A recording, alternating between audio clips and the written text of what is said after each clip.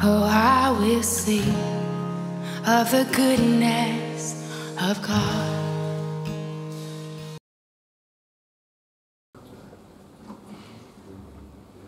Baik, Shalom. Terima kasih teman-teman semua. Mungkin ini pertama kali nih sebenarnya kalau ngomong tentang sesuatu yang sakral ya, bukan sakral. Intinya grogi-grogi sebenarnya. Kayaknya lebih lancar kalau ngomong NPL ya. Tapi nggak apa-apa. Ini sekali lagi terima kasih atas semua support dan doanya. Mungkin saya dapat amanah, mungkin tidak lepas dari doa teman-teman semua di sini. Sekali lagi terima kasih dan berharap akan banyak anak-anak Tuhan yang bisa berkarya lebih dan lebih lagi di Bank BTN ini. Amin itu. Jadi pada sharing saya hari ini sebenarnya mungkin tidak bisa terlalu yang sesuatu yang, tapi saya hanya akan sharing hal-hal yang sehari-hari itu sebenarnya tanpa sadar kita alami. Dan ini sekali lagi karena sharing, ini sebenarnya merupakan yang selalu saya upayakan. Sharing kan dari saya ya, nanti sharing itu sebenarnya nggak ada yang benar, nggak ada yang salah. Juga Bapak Ibu bisa nanti teman-teman di sini semua juga bisa men-sharingkan. Tetapi hal-hal yang akan saya sharingkan ini tentunya kalau iman Kristiani sudah pasti yang saya yakini, sehingga setiap langkah-langkah saya akan saya upayakan. Ini kondisi yang selalu saya upayakan dalam hidup saya. Ini hal yang akan saya tuju dan saya upayakan terus. Apakah saya sudah seperti ini? Tentu tidak. Tetapi kita akan mengupayakan kondisi ini selalu, dan itu yang akan selalu mengingatkan kita. Jadi kita santai aja. Intinya topik lah. Tema saya hari ini mengelola 3 sumber penderitaan. Nah, 3 sumber penderitaan, yaitu kemelekatan, keakuan, dan keinginan. Kenapa tema ini? Karena kita sehari-hari itu tuh hidup dengan ini. Kita punya keinginan, ya kan? Orang kalau nggak punya keinginan, mati dong udah. Kita pengen kaya, pengen lebih pintar, pengen lebih berkembang, pengen sekali ini. Kalau di teman-teman AMD kan selalu saya sampaikan, karena kita ini makhluk hidup. Kalau tahun ini ciri makhluk hidup mana?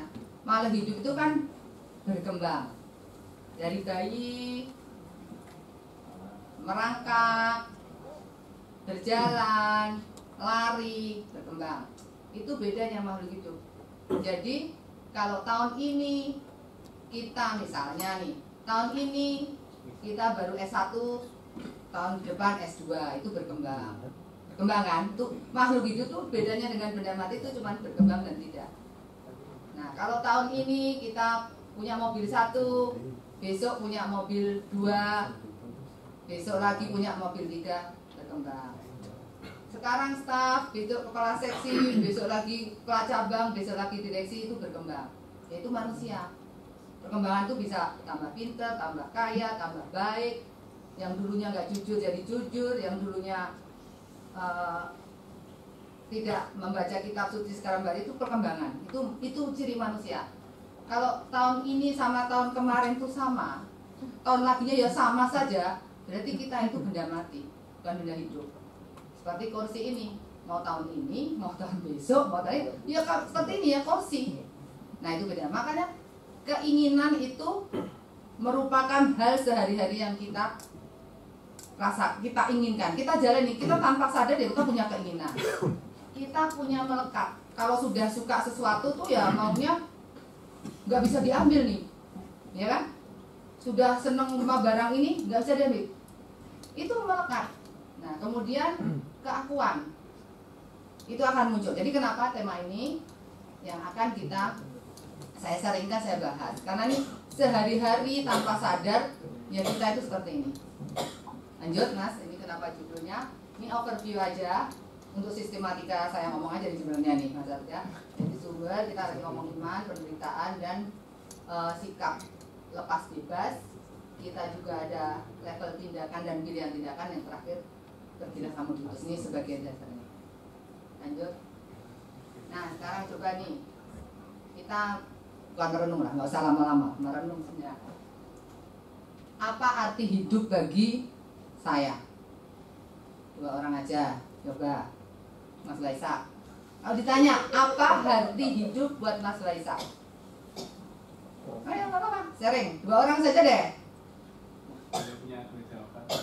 Hah? Boleh bebas, kan namanya sharing. Sharing nggak ada yang salah, nggak ada yang benar.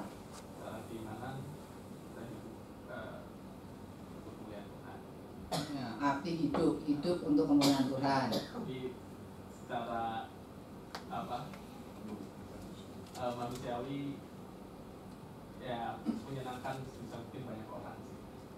Menyenangkan diri sendiri enggak? Termasuk ya? Karena kalau bisa menyenangkan banyak orang, kita harus jujur, kita ada keakuan. Masa kita menyenangkan orang lain doang, nggak diri sendiri dong harus ya.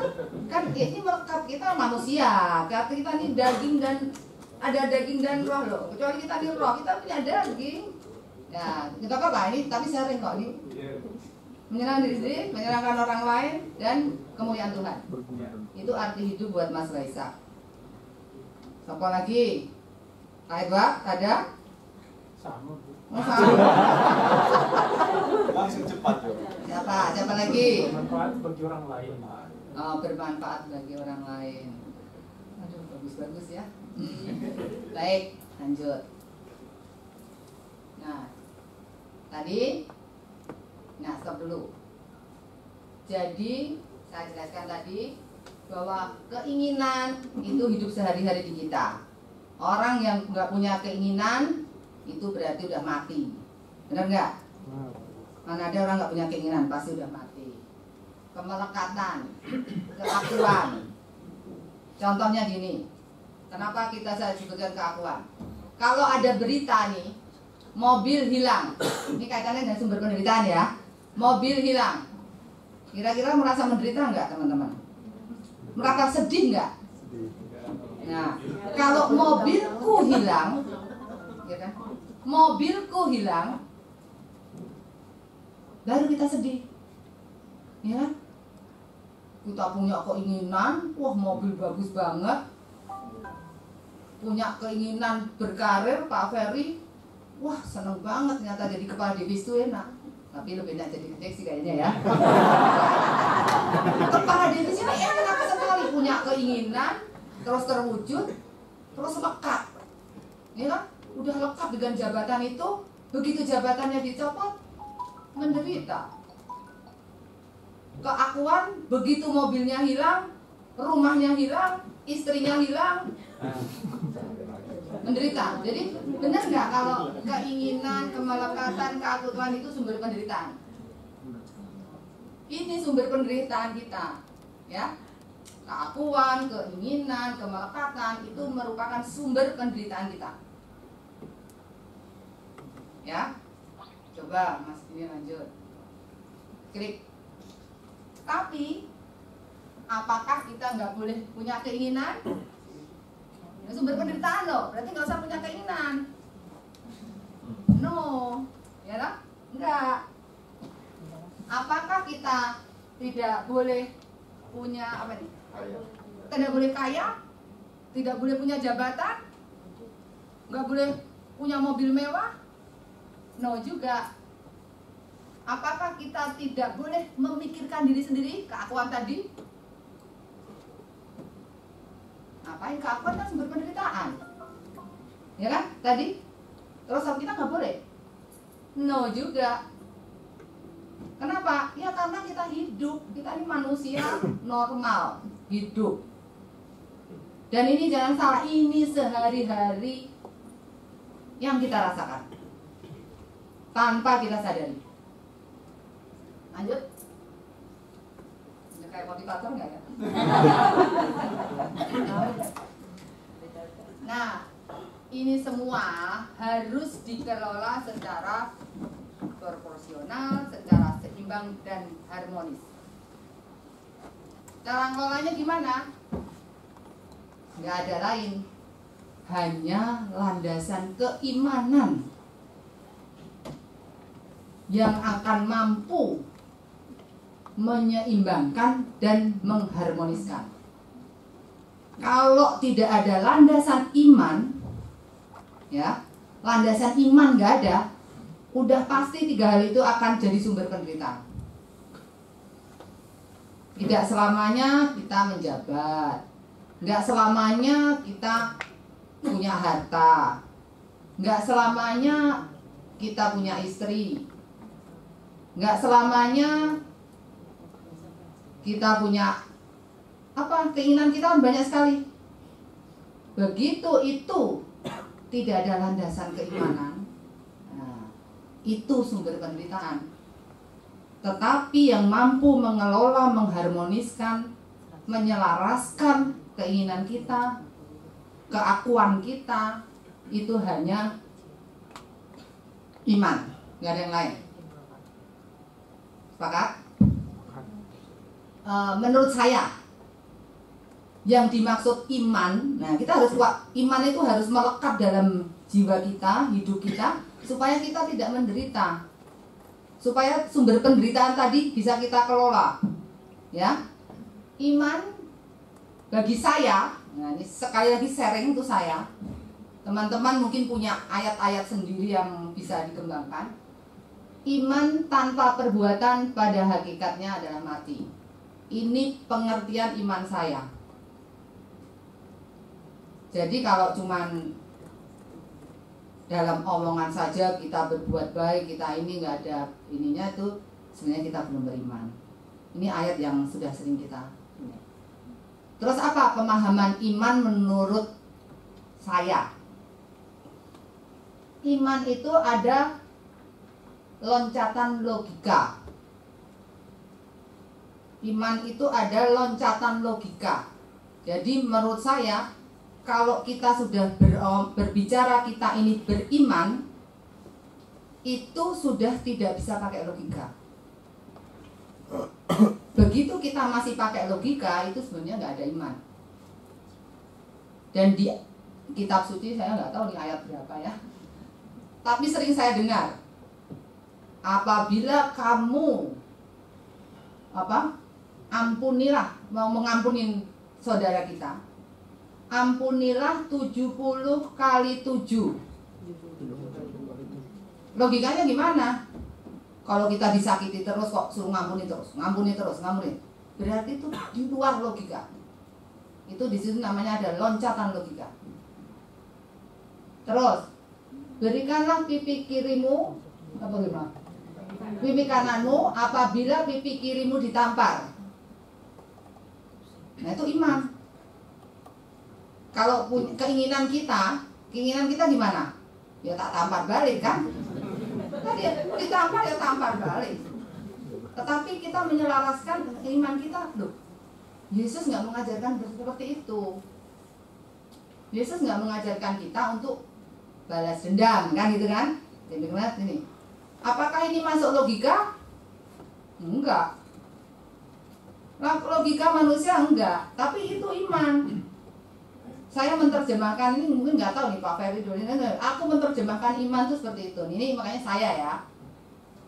Ini pola-pola yang melekat di kita itu yang akan mempengaruhi kita yang ujung tadi, gimana kita mengelola sumber penderitaan. Kalau kita benar-benar mengiman ini, saya yakin nggak akan menderita kita. Nggak akan menderita. Terus tidak dominan menggunakan pertimbangan akal, logika, untung rugi, akal sehat. Jadi kalau yang namanya iman itu udah nggak ngitung untung rugi. Kalau kita mau berbuat sesuatu, apa ya untungku, apa rugi, itu berarti sudah nggak ada iman. Jadi terus yang terakhir, pemahaman iman menurut saya itu berani menelan risiko, tidak ada yang pasti, pasrah. Nah, kadang-kadang itu tidak pasti, sesuatu itu tidak pasti, tidak pasrah, tidak yakin. Jadi yang penting kita itu percaya, masih memikirkan logika, tidak memikirkan logika lagi. Kita yakin, percaya, itu iman. Kadang-kadang secara logika nggak secara logika manusia tuh, wah ini kayaknya nggak, kalau hitungan untung rugi harusnya ini nggak diambil. Tetapi kalau kita yakin dan kita percaya, ya udah ikutin aja. Kalau ini sharing pribadi ya. Saya tuh kalau ini, wah ini sebenarnya kalau saya misalnya apa saya bisa lakukan ini, untungku apa ya? Tapi aku yakin ini ada sesuatu yang bisa menjadikan lebih baik. Ya itu saya ikutin. Saya kadang-kadang ya agak feeling juga gitu. Jadi tapi itu letak iman kalau menurut saya ya. Jadi nggak ada lagi nanti kita Pak Ferry besok pagi dicopot sebagai kepala divisi terus sedih, terus rasa dunia runtuh. Ya pasrah, yakin. Rasa itu ini message yang mau disampaikan itu. Nah, tadi iman ini kalau nggak ada di perbuatannya nggak mati kan tadi. Nah, ini contoh ini aja. Yang menentukan, nah ini simpel tapi ini yang menentukan. Jadi tindakan kita yang mencerminkan iman kan tadi tanpa perbuatan adalah mati. Jadi kita harus berbuat kan. Nah, semua itu ada levelnya. Maksud saya gitu loh. Semua itu ada. Kita memberikan sumbangan, membantu, menolong orang. Itu kan kita berbuat kan. Nah, kita membantu orang itu sudah bagus. Apapun alasannya itu sudah bagus. Orang mengemis, kita beri, itu sudah bagus. Tetapi sebenarnya ada levelnya. Itu pilihan kita. Kita menolong orang pengen pamer, kita menolong orang tulus, kita menolong orang pengen mendapatkan sesuatu. Nah, itu levelnya berbeda. Memberi, biasa saja memberi tanpa ngurusi, memberi itu ya bagus. Walaupun niatnya sebenarnya biar pamer, itu masih lebih bagus daripada nggak memberi. Masih lebih bagus memberi untuk pamer daripada tidak memberi. Tetapi levelnya misalnya level 1. Contoh, kita memberi, diam-diam membantu orang, nggak ada yang tahu. Tanpa ini. Orang kalau mau pilkada itu loh, ya itu membandingkannya. Pilkada itu kan suka memberi toh, bagi-bagi duit, itu level berapa kira-kira? Nah, ya, misalnya seperti itu. Memberi bagus, kalau dia bantuin orang miskin kok bagus, tapi levelnya mana? Nah, kita sebagai anak-anak Tuhan mau masuk di level yang mana? Jadi yang menentukan itu di yang bawah ini nih, yang nggak kelihatan. Niat kita untuk berbuat, niat kita untuk apa itu ada di bawah.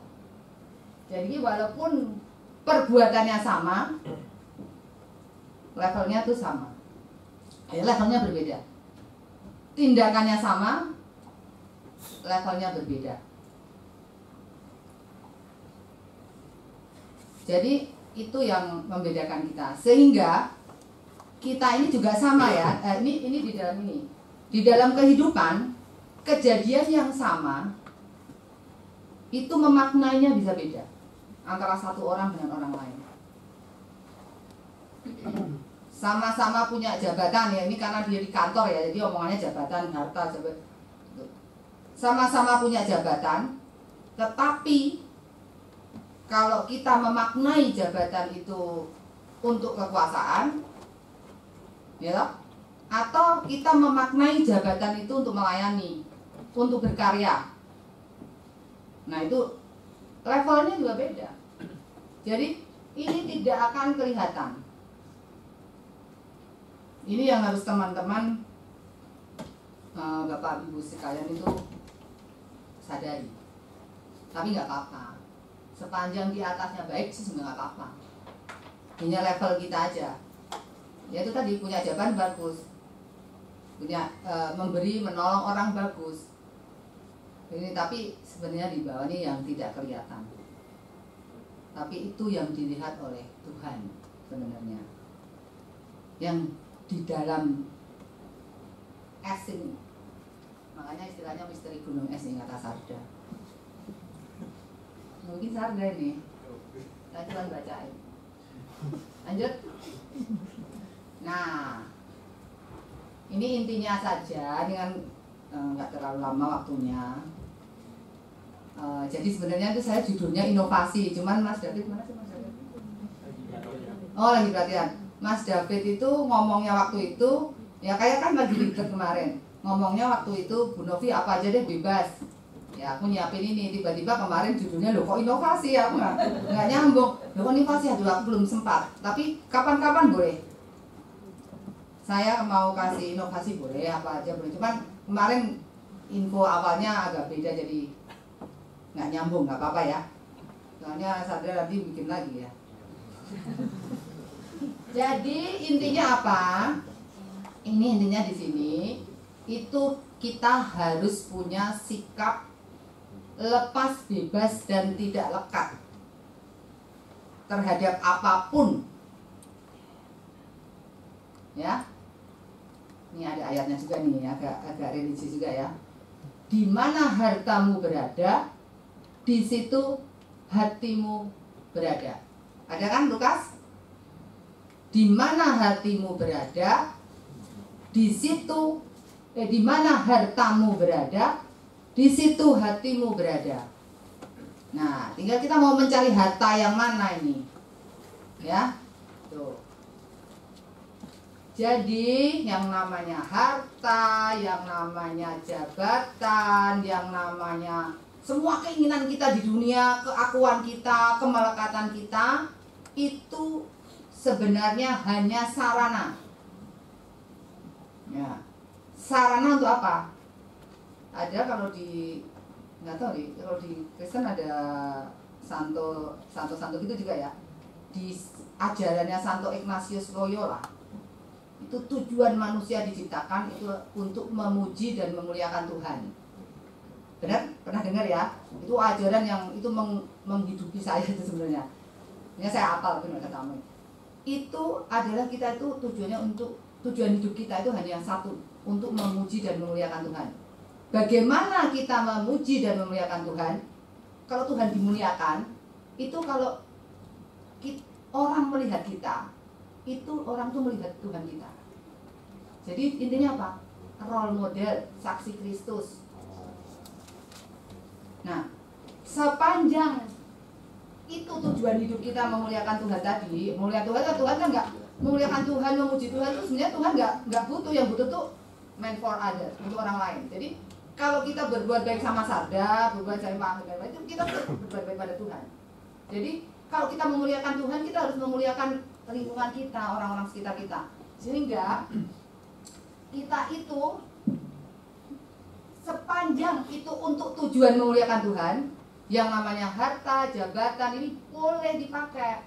Karena apa? Itu hanya alat atau sarana. Alat atau sarana kita untuk mencapai tujuan.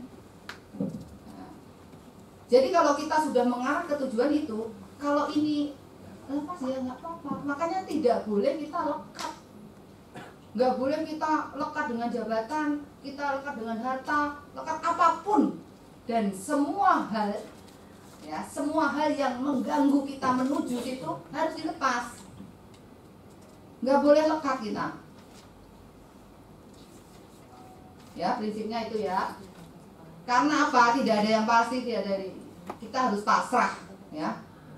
Nah kalau itu sudah benar-benar ini niat yang selalu saya tanamkan. Apakah saya sudah seperti ini? Ya belum. Tapi ini kondisi yang ini sharing pribadi ya. Kondisi yang selalu saya upayakan. Ya saya juga memaintain stres. Emang nggak stres, nggak menderita kalau besok saya nggak lulus fit and proper.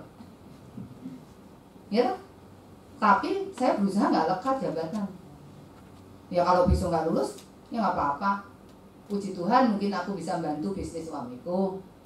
Ini kan gitu aja. Jadi ini nggak lekat. Apakah aku nggak sedih menderita? Ya menderita, karena apa? Kita tuh punya daging, ini manusia kita ini. Nah, tapi kita harus mengelola dong, harus kelola. Kita sepakat kan tadi, kita kelola sehingga kita lepas bebas. Paling bahagia itu orang yang lepas bebas ini. Lepas bebas, tidak lekat harta, tidak lekat apapun. Sepanjang kita pada koridor tetap tujuan kita memuji dan memuliakan Tuhan.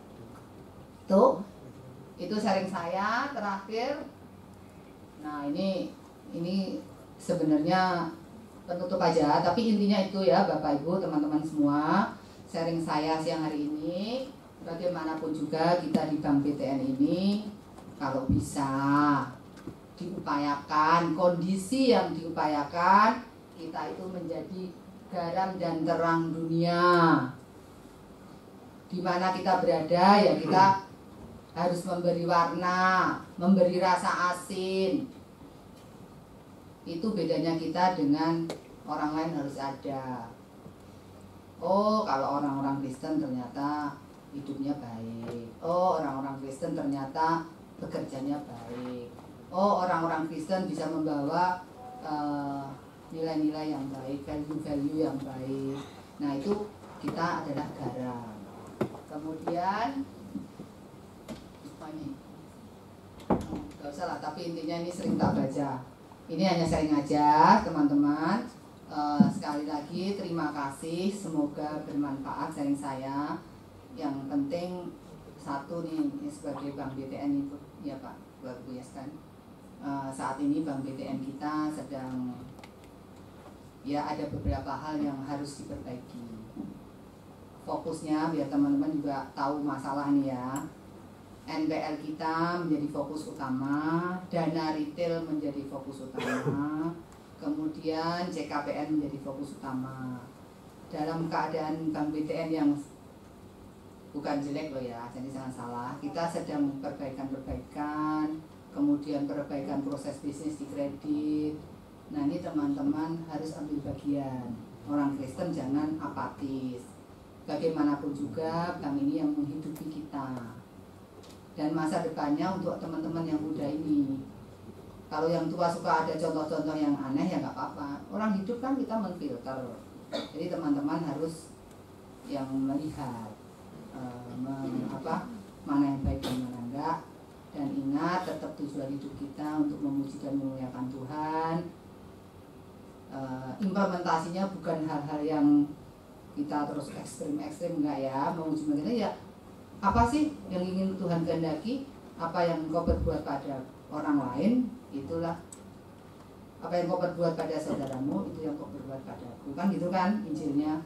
Nah, berarti itu sekali lagi terima kasih dan semoga kita semua berdoa untuk Bank BTN yang kita cintai ini. Amin.